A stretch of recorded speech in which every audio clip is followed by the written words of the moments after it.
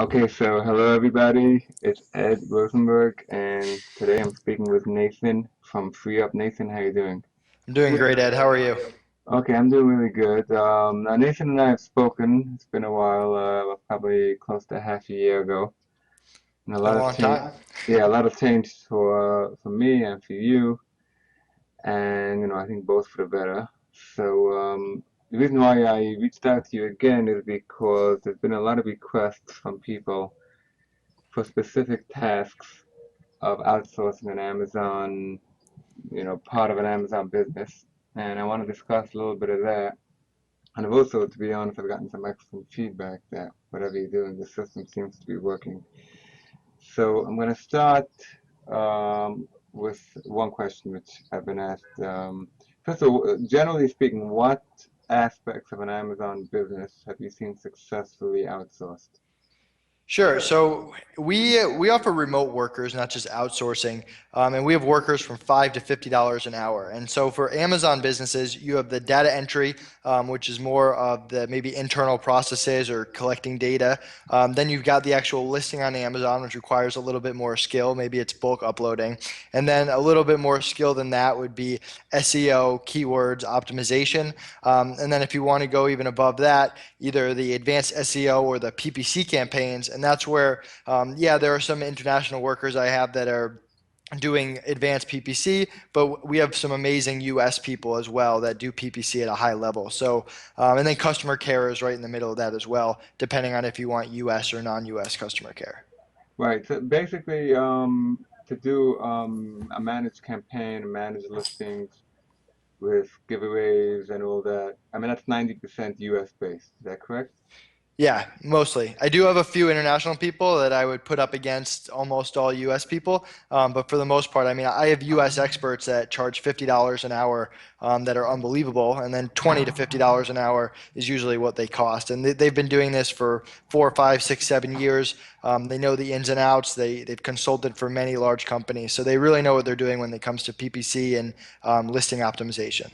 Right. So 50. I mean, $50 an hour sounds fine. I mean, like, how does it work with a typical listing? So let's say I create. Let no. Let the, do they create a listing? Can they create a listing for me?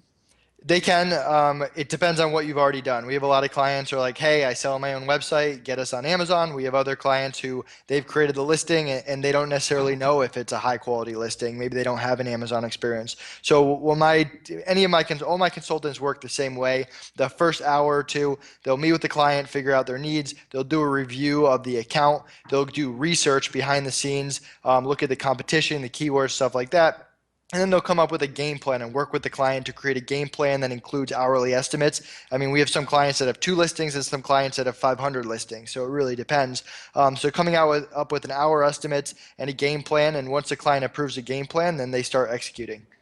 Right. And I can. I mean, if I have, let's say, I don't know, 20 listings I want to start with, it shouldn't take more than a couple of, how many, any idea how many hours that would take, or Yeah, so that's a question I get asked the most is, can you tell me how many hours? And the truth is my job is to provide the worker and their hourly rate, and I let my experts estimate the hours. I don't like to put the estimates in my workers' mouths. Obviously, if they're completely off with their estimates or the client isn't happy with it at all, I'll get involved and figure out why. But a lot of times it depends. I mean, someone could go list products on Amazon and do a really good job, and maybe there isn't that much that needs to get done in addition, or it could be vice versa. So I always have my consultants look at the listings for that initial time and talk to the client to figure out what they want before giving estimated hours, or else I'm just kind of putting estimates in their mouth. right, I see. Okay, customer service. I know that's something a lot of people would want to outsource. How does it, I just, like, how would it typically work? Don't you have to train the guy in or person in before you hand over, like, how does the exchange work? I mean, there's a certain amount of training, even if it's basic training. You've got to know the products, you've got to know your policies. And I think most people just feel more comfortable having someone in the office doing it than across the world, even if it's in America. Definitely. So customer care is one of those things that, yeah, there is external training that has to get done. And I have a lot of clients and they all use different softwares. They all have different programs. They all have different ways they operate their company. So it's impossible for me to custom train my workers to fit your needs beforehand. Just isn't possible. So what we do is we provide workers that have had customer care experience, Amazon customer care experience, eBay customer care, whatever it is.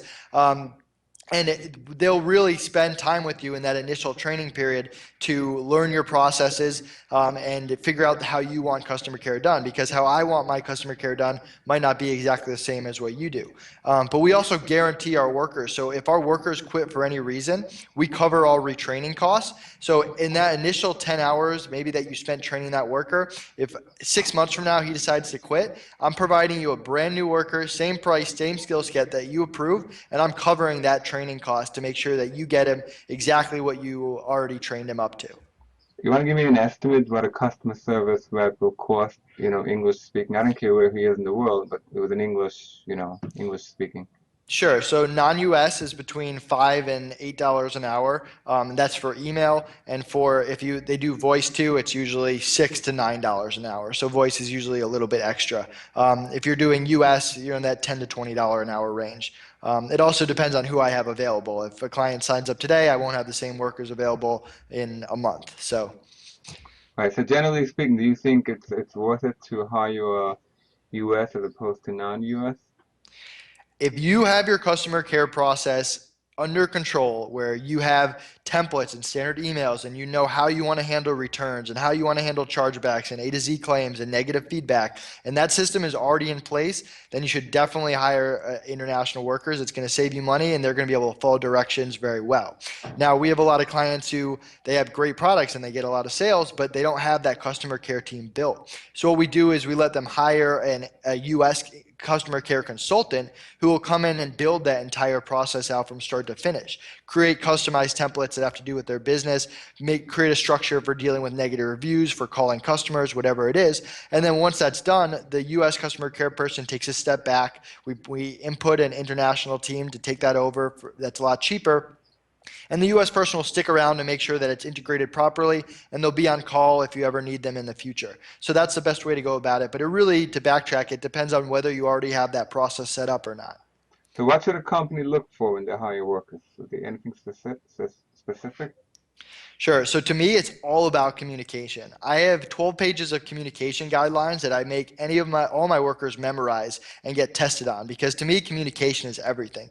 If I'm going to be working with someone thousands of miles away, they need to be able to communicate with me effectively. That means I want to know when they start their shift, when they finish their shift, when they change tasks, depending on how specific it is. I don't need to know when they're going from email to email, but I want to know if they're switching from answering emails to dealing with negative feedback to calling customers.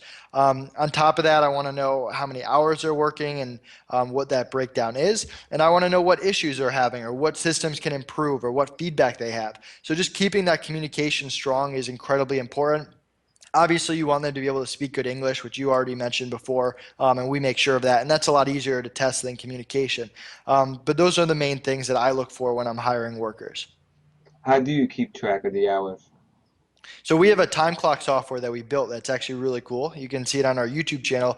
Our workers punch in, punch out. They're required to leave notes on what they worked on, and our clients can view everything from how many hours have built up to how much they're spending a day, a week. It matches their invoices, and they can see all the notes that the worker left, and they can see a list of all the workers they hired. We have some clients who hire 10, 20 workers, all the workers, all their rates, and it's very nice, neat, and organized for them. And you can go per hour. I could say I need these 3 hours tomorrow and 2 hours day after. You can do that, right? Yep. Oh, we have some clients who hire a worker once a month for an hour. We have some clients who hire 3 workers 40 hours a week. There's no minimums. And it's really cool because you're only responsible for the approval that you gave in writing. So if you tell our worker, I want you to answer emails for 3 hours, and my worker goes out and works 5 hours, which won't usually happen, but just to protect you, you're not responsible for the extra time unless you gave pre-approval. The way it's supposed to work is if our worker gets to the hour 2 or hour 2.5, and they're like, you know what, there's a lot of emails. Do I have permission to go over and work 5 hours? And you say yes, it's good to go. If not, then they will never work more than you want them to. And your pricing compared to just going to Upwork, because I just know everybody watching this is going to say to themselves, what do I need him for? I can just go to Upwork. And I'm going to, I sort of see the value because Upwork is, you never really know who you go, so talk to that a little bit, please. Yeah, well, Upwork fees just went up. I don't know if you saw that. I did. Uh, There's transaction fees. I did see that. Yeah, no, not just that, the 20% now instead of 10, up to $500. But anyway, there is a difference. I mean, Upwork even has minimum rates now. So I don't offer workers for $1, $2 an hour. I'm not the Walmart of workers. It's impossible for me to do and get and maintain the quality of workers. But our rates are very competitive. We don't cover any transaction fees. We do about 25% of our business on Upwork, the rest through our website. So we don't cover the transaction fees. But besides the transaction fees, I mean, our $15 an hour workers are probably within $15, within a dollar or two of a $15 an hour worker on Upwork. So you're not going to find anything crazy. It's going to be in the same ballpark. Again, it depends on who I have available at the time. We're constantly adding new workers to our team. And I mean, what's important to us is we want our workers to make the fair rate, but we also don't want to just push their rate down and be like, no, you think you're worth 10, I need you to work for 7, because then they're not going to do you a good job. They're not going to stick around. So we have very serious conversations with our workers when they start. We also know like what an Amazon expert costs, what an Amazon lister costs. And if it's in the same ballpark and it matches the skill, we're going to try to get our worker a fair rate so that the client gets a fair rate and our worker gets a fair rate. And so it works out pretty well and our rates are pretty competitive. Right. I mean, I do know, I've been, in hiring foreign workers, and I've been doing, for myself. And I do know that, it's silly to like take a $4 an hour guy over a $10 an hour guy. I mean, if you're even a tiny bit, I mean, it doesn't make sense. So I definitely agree with you in there. How do you Off feel? Go off ahead. that, if I can just say something. So I know there are a lot of people out there who have amazing workers that somehow they found for $2, $3 an hour, and that's awesome. If you have them, hold on to them because they're definitely worth it and they add a lot of value to your business. But at the same time, I have clients every day that come to me that have gotten screwed over by the $3, $2 an hour worker, have bad experiences, and it's worth it to them. To maybe they pay for a $4 or $5 an hour worker, and it changes their whole business. So it really depends on whether you're willing to spend the time to interview all those workers and find the right fit, or if you want that quick solution that gets you a worker that's already proven. All right. No, I mean, many Amazon businesses, I mean, dealing with millions of dollars at a penny pinch, a dollar here, a dollar there, I mean, it's ridiculous. Agreed. So I definitely agree. Now, how do you filter out the bad workers? Sure. So we get hundreds of applicants every week. Hmm. We have a great HR team that's looking for very specific proprietary things in resumes. We obviously want the e-commerce experience. We don't do internal training. So we're looking for people who have done the stuff in the past and who we can test their skill set. We also want them to have done freelancing before and worked with other places. Strong English, which you mentioned before. No one gets a foot in the door if they don't speak English well. So once we have identified their background and their English skills and stuff like that, then it really comes down to communication and can they follow our policies in terms of keeping our clients informed, not estimating hours properly because we know that's a big concern, and getting the work done in a timely fashion. So that's really what we're looking for is people who want to work, who want a lot of hours, who care about the client's business as if it was their own, and who want to grow with our client. Because at the end of the day, if I have all these clients that I'm providing workers for, I'm trying to help you grow your business just like you're trying to help me grow mine. Right. So tell me about the success you've had in hiring workers. Like any success stories of a company that had, let's say, 20 employees, now all of a sudden through you, they're outsourcing everything. Yeah, so I have one client, Jacob, who I've been working with for a while. I'm actually about to do a case study on him. When I first talked to him, he's probably one of the busiest people I've ever known. He does Amazon and eBay in the UK, and he was running around frantically trying to find workers. And within a few weeks of working with him, he had already hired 5 workers. I think he has about 10 or 15 workers from me now. All the time he'll Skype me and be like, Nathan, emergency, I need a writer, I need an Amazon list or whatever it is, and we'll provide it within 24 hours, sometimes within minutes, depending on if I'm awake or what I'm doing at the exact time.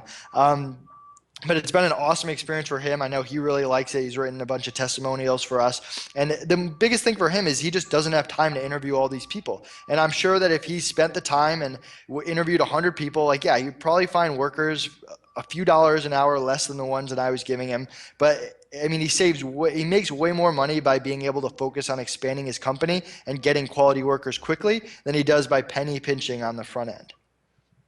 Hmm. And there's no, even for the U.S., I think I've asked you this once before, even for the U.S. employees, there's no payroll company, there's no, Yeah, they're all contractors. There's really nothing to it. I was just had a meeting with my bookkeeper or my accountant the other day about it. It's really hard for the IRS to argue that they're employees. They're really not. They're contractors. So you can pay them as contractors through Freeeup. You don't have to worry about paying different people. If you have 10 workers from us, every Thursday you're paying one bill, and we handle the rest. So if we tell you someone's $15 an hour, you're paying $15 an hour. right, but I'm saying this is a contract between, let's say, me and Freeup, and I have no payroll tax and no liability from the for being sued or anything from the employee, as far as you know. In terms of payroll, yeah, nothing there. They are your contractor though, so like I mean, you're responsible for training them and making sure that they don't make any mistakes in your business and stuff like that. And we've never had any issues with it. But I mean, essentially, you're paying us to find you a contractor. To find you a contractor, but there's no unemployment tax, Correct. and that's what I meant. Okay. Yes. What was your worst experience hiring workers? Sure. So way back in the day when I first learned about Odesk, it was called Odesk back before Upwork. Yeah, I remember Um, that. Yeah. yeah, so I hired two people. They happen to be from Jamaica. I have nothing against people from Jamaica. They just happen to be there. And they were sisters, and they were doing customer care for my Amazon store, and they were incredibly inefficient, and we couldn't figure out why. It took forever for emails to get answered, and it turns out we caught them one day that one of them was working and covering both of the shifts while the other one was doing I don't know what. It wasn't working. So we saw her going to one computer typing an email, going to the other computer typing an email, and clocking in for both people and getting double the pay. We obviously fired them immediately, and that was when the light bulb went off that there's got to be a way to filter out these people so they never step a foot in the door of my company. Hmm. Right. Well, I mean, an easy way to filter it is to hire, one person from Jamaica and one person from, India, from across the world. This way they don't know each other. If they know each other, they can work against you. But okay, so A lot of people have issues with people outsourcing their work. So they hire one worker, and it turns out that worker is taking on lots of clients and just giving that work to other people and taking credit for it. And that's a big policy at our company: is you're not allowed to outsource any work without our permission, and we don't give permission very often. We have a few Amazon experts that have some assistants, and we give permission because they're awesome and it lets them get a lot more done, and it helps our clients out as well. But besides that, you really are not allowed to outsource any work. If a client gives you work, you have to do it yourself. but you have Amazon experts who can really work a private label listing because I know there are people. From start to finish, yeah. Mhm. The only thing that we won't do is if we have clients come to us and they're like, find me a good product that I can make money on. We won't do that. You have to pick the product. Once you've picked the product, we can handle it from there. Yeah, I agree. People tell me all the time, how do I make money on Amazon? It's like Yeah. saying, how am I successful in life? I mean, Yeah. Amazon is so big, it's such an open book. Like, what kind of questions is that? Like, how do I make money on Amazon? Like, how do I make money in the store? Okay, Nathan, so I really have had some very good feedback from you, and so great job. Keep up the good Thank work, you. and I appreciate you coming on. And I could say that you do communicate great, really well, and I agree. I love people to communicate. So thank you very much, and I'll put your contact information below, and we'll keep in touch. Thank you very much, Nathan. Okay, Thanks, Ed. I appreciate your time. you got to be well. Bye. Bye.